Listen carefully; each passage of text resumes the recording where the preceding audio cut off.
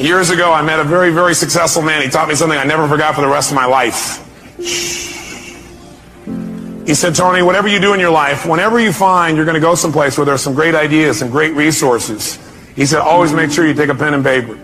He said, because what you want to do is you want to be able to capture those ideas and cement them to paper so you can review them in the future. In fact, what he got me to do was to keep a journal. And I would highly encourage you, by the time you come to the next management session, or maybe even during a break today if you wanted to get yourself a hardbound journal.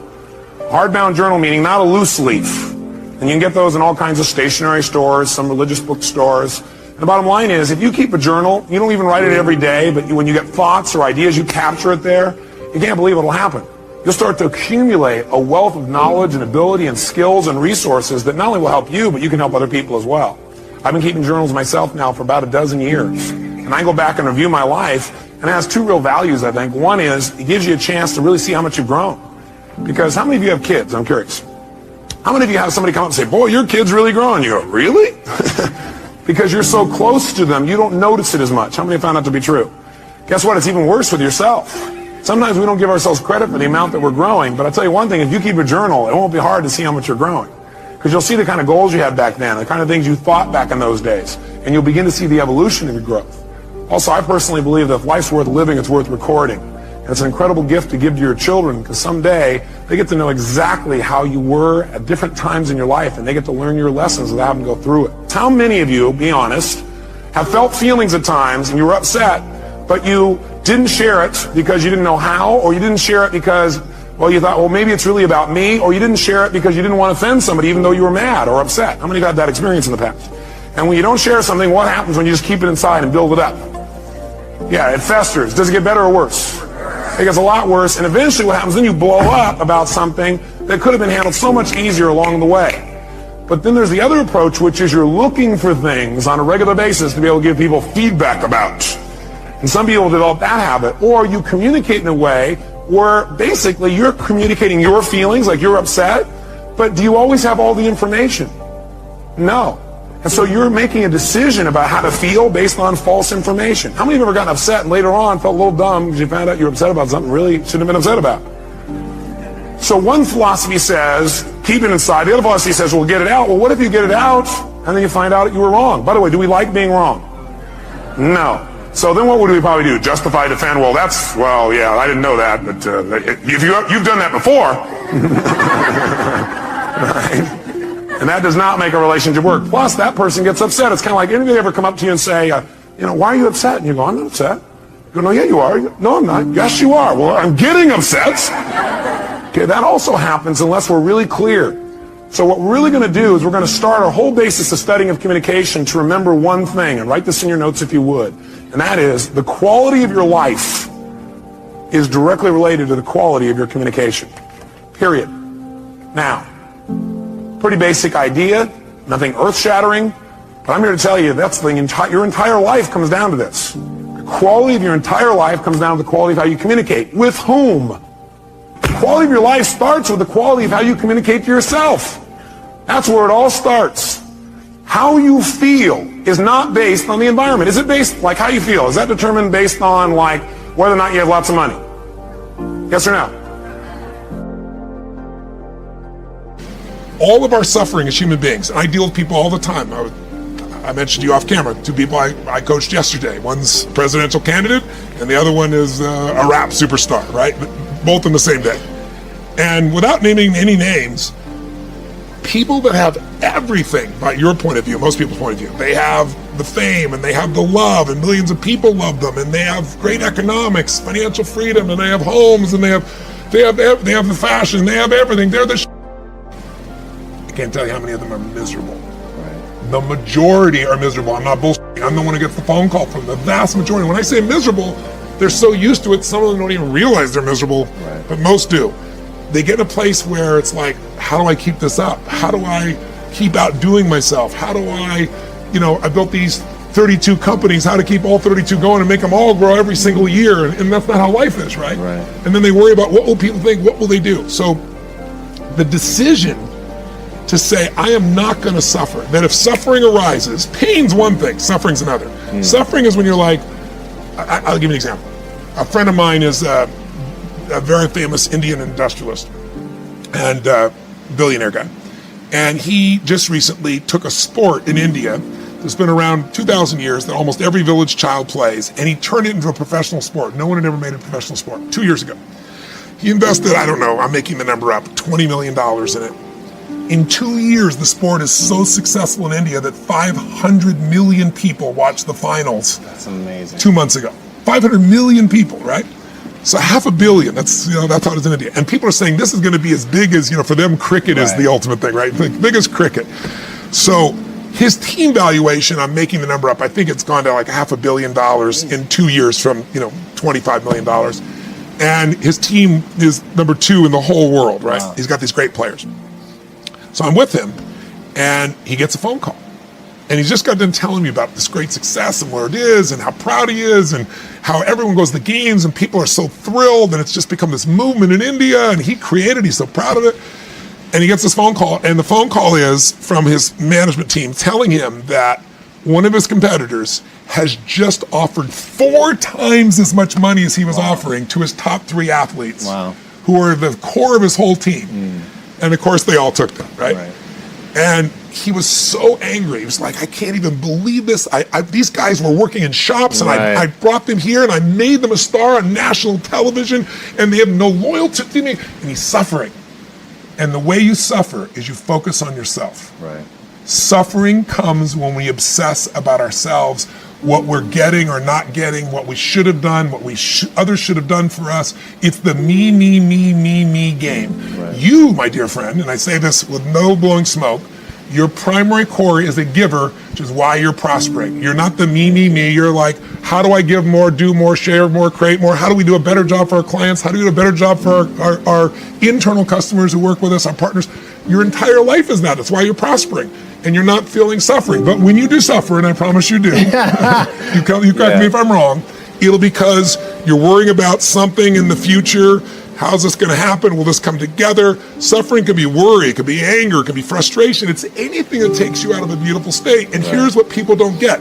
You can end suffering by stop focusing on yourself and focus on something you want to serve greater than yourself. Your children, your wife, your mission, your life. You can get out of it in an instant because the nature of the human mind is to constantly compare things. Your mind, your brain is a 2 million year old device, and it is not designed to make you happy. It's designed to make you survive. Ordinary just simply isn't enough. Ordinary is when you want to become average and to fit in. But to get to extraordinary, what you do is you have to consult the invisible place within yourself. And this is called your soul. And your soul, well, I jotted down a few words about the soul based on a lecture I heard from a great teacher of mine who lived in Bulgaria. He was an initiatic science teacher. And his lecture was very profound. And I wrote these words after listening to one of his recorded lectures. He said, the ideal of the soul, the thing it asks for is neither knowledge, nor light, nor happiness. The ideal of the soul is space, immensity. The one thing your soul needs is to be free. Free to expand and reach out and to embrace the infinite. Yes, the ideal of the soul is infinity. It is miserable when it is circumscribed and restricted. It is a fragment of the universal soul, which is infinite. That's what I speak about here in this program. The need to move beyond just fitting in. The need to move past being circumscribed. The soul does not like when you get fenced in, when it is told what to do, when it's told it has limitations, when it's told it can't become that. And so many of us go through our life with these enormous limitations that we've placed upon ourselves that have been handed to us from the time that we were little boys and little girls. If you would like to accomplish something, you must first expect it of yourself. And my question to you is, what do you expect of yourself? Do you expect to be able to perform miracles, to attract into your life the kind of prosperity that you are entitled to? Do you expect that you can manifest the kind of relationships that you would like? In order to be able to have these kinds of expectations for yourself, you have to make a dramatic change, a dramatic shift. You must change what's possible for you and what you believe is possible for you. But the question becomes, who am I? I've been teaching philosophy for 40 years now, either at the high school level or junior high school level or university level, graduate school, and now in stages all over the world and in front of audiences such as this, watching at home and here this evening. Who are you? And what is real? My teacher in India, his name was Nisargadatta Maharaj. He was asked the question, Swami, what is real? Master, what is real? And his response was, that is real, which never changes. So what part of you is real by that definition? Who are you that never changes? So-called unhappiness is also a childish way of trying to change things by being as unhappy as you can about them. And the underlying unconscious or semi-conscious assumption is, if I'm really unhappy, somebody, perhaps God, is going to do something about it, or I'm going to prove him wrong. I'm going to show him how dreadful it is, and then finally, this is an unconscious assumption behind the unhappiness, because you believe, if you're habitually and frequently unhappy, you believe that it has a purpose. It's an underlying assumption. Perhaps you wouldn't verbalize it in that way, but you believe that it works for you. Of course it doesn't, but things are going to change, but just need to be really unhappy, so that God finally, even if you don't believe in God, this can still be the mechanism, the underlying unconscious assumption behind it. It's something's going to happen.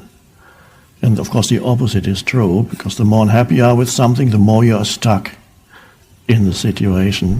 I think it really starts with realizing that you don't love yourself, that most people don't. Most people feel they're not good enough, that they haven't done it right, they won't do it right, they'll never be enough, and they're definitely not lovable. And when we come from that space, it's very hard to create things for ourselves that are really good.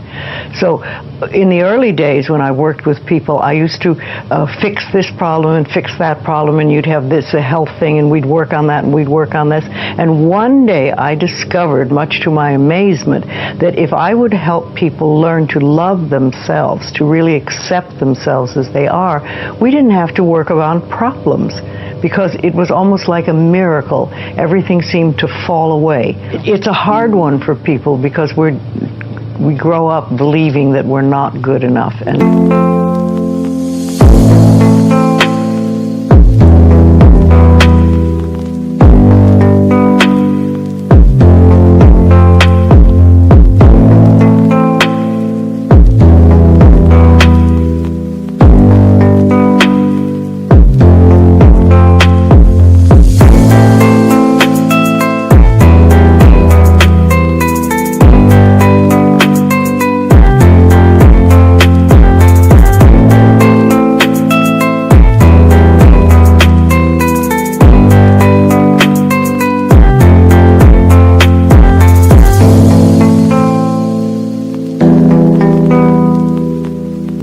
nothing is right. I remember lots of times I would ask people, well, what is really wrong with you? What have you done that is so terrible that you're not acceptable to yourself? And I never, ever got an answer that made any sense. You know, they might say something like, well, I'm too fat. Well, so, you know, but when you talk about loving yourself, a lot of people think that that's vanity. But it isn't really, it has nothing to do with that. That is narcissistic. But to really care for you and to acknowledge that you are an important being. It's almost like in the Bible they would say, you recognize that you are a child of God, that therefore you are perfect. But even if you're not a biblical person, if you can recognize that you are a being that has self-worth, if you can really recognize your own worth, then you start to treat yourself differently. And I think that's what's so very important about loving yourself, is you stop beating yourself up, you stop making yourself wrong, you stop talking about how awful you are, and you stop saying things like, I'm really stupid and stuff, and you start to treat yourself with a certain amount of respect. And this makes an enormous difference, because what you give out in life is what comes back to you. So if you're giving out a feeling of, I'm okay, I'm good enough as I am, and I am acceptable, and I love life, and I love me, and you start having gratitude for yourself and for life, then life treats you differently, because you are having a different vibration that you're giving out and getting back. And that's when things really start to flow. Now, a lot of people don't realize it, but you have to practice. You just have to start it. And that's why I try to get people to do a lot of mirror work. If you look in the mirror, just simple things like looking in the mirror in your own eyes and say, I love you. I really, really love you. And it helps if you use your name, Louise, I love you. I really love you. It gets to that little child inside that has been rejected for so long, and it breaks open sort of a dam or a door or whatever you want to call it, and it's like little miracles start to happen. Lots of little good things happen, and the universe loves grateful people. The more grateful you are, the more you get to be grateful about. If we do not do what we cannot do, there's no issue. If we do not do what we can do, we are a disaster. So, I'm saying, at least are you as joyful as you were when you were 5 years of age? At 35, 40, if you are not as joyful and as exuberant as a 5-year-old boy or girl that you were, obviously you're a disaster, because you're not even square one. That was square one of your life when nothing was in your control, all right? You're not even in square one, you sunk deeper. That's a disastrous life. We all get to decide what our values are, what our belief system is, what our rules in life are, the code of ethics that we live by. Those are all decisions that people mistake for empirical truth. But if you want to know how just unempirically true it is, look across all societies, they don't share it. Because each of these places carries with it a value system, a belief system, things that are unique to that group that you grow up in, what your parents tell you about your family, about you, what it means to be you, what you learn in schools, what you see in the media, all of that stuff is shaping how you view yourself and how you view the world. But it's happening insidiously because it is so invisible. People don't realize that they are choices.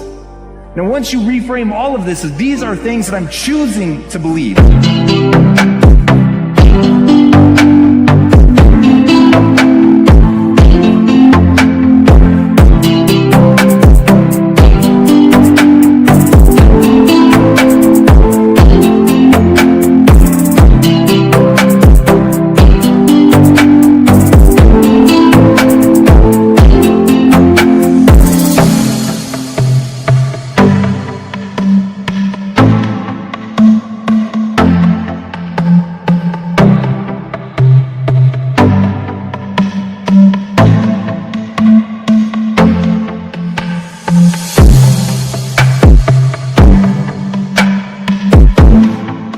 And once you realize that you can choose to believe something new and thusly get a different result, everything changes. Question of what do you stand for? And I will say this, you're nothing if you're not the truth. Substance through your service, your offering of your whole self. You're always reaching out, so to speak, internally to the next, yet never quite here, always looking for some fulfillment there, so you can never embrace the fullness of now. If you don't fix yourself with limited identities, if you do not compare yourself with anything, if you explore and not see, if you want this tree to grow to its fullest thing, that's why I said not the fruit, root. If you count the fruits, maybe that tree is bearing more fruit than this one. That's not the point. You nurture the root. The fullest possible nurture if you give to the root, what it has to become, it will become. A blade of grass cannot become a tree. But is it not wonderful? But to accept your pathway without resistance is where you're going to find freedom. That what happened is one of my quotes. I'd say, what happened, happened, and couldn't have happened any other way because it didn't. And if you really get that, there's a lot of freedom to be found, because oftentimes we're judging our history as though that shouldn't have happened. They shouldn't have done that. Well, now you're stuck. What happened, happened, couldn't have happened any other way because it didn't. When you hit pay dirt like that, when you connect to the field, when you connect to the divine, whatever you want to call it, when your consciousness merges with a greater consciousness, and that arousal creates ecstasy, bliss, oneness, whatever you want to call that, you realize that it never came from anything out there.